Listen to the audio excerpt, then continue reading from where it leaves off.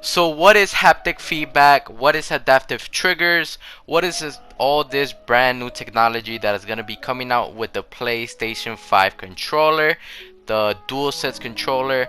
So basically Sony claimed that they will allow their players to physically feel things like slow grittiness of driving a car through mud. This brand new technology is a new type of technology, and that's why the DualSense controller is actually bigger than past PlayStation controllers. A lot of people are saying, oh, this and that about the controller, but you gotta understand that all these brand new technologies, it has to make room inside of the inside of the technology, and stuff like that. And that's why the controller is just a little bit more bigger, a little bit more thicker and stuff like that. The PlayStation 5 controller also has a built-in microphone, the adaptive triggers, and most important, the haptic feedbacks. Is different type of technology that was used in the DualShock 4 and before, like the rumble technology. That's where you feel like the controller vibrate when you shoot and stuff like that. But the new features, like the adaptive triggers and the haptic feedbacks, are gonna be very different than the rumble technology that we had. So haptic feedback is simply a technology that creates a sense of touch through vibration of an object like the controller.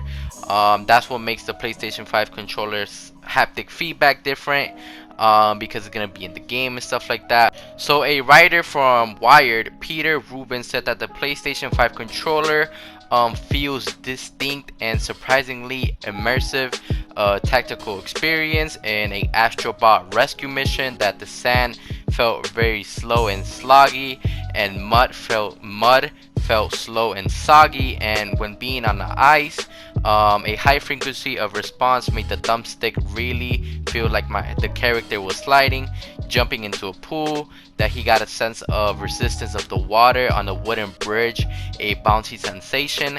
So that sounds pretty dope. I'm not gonna lie. Be like any little splash of water, you feel like a little sense of it on the triggers and stuff like that. That's pretty dope. You know what I'm saying? That's pretty hype right there, just hearing that out from right there. This is not the first time haptic feedback found a way into game controllers. The triggers of the Xbox One controllers provide a form of haptic response, and also the Nintendo Switch's HD Rumble is just a way that Nintendo says, a fancy way of saying haptic feedback.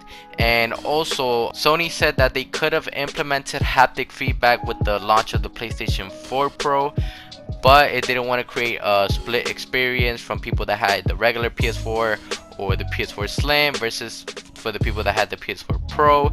You know what I'm saying? But the big question is, how well will these features be on the DualSense controller? Because the reason they did change the actual name from DualShock to DualSense is because of the brand new features. So in my head, I do think these features are gonna be very massively improved. Of course, this is brand new technology, so it's gonna be first hands-on technology on PlayStation 5's controller.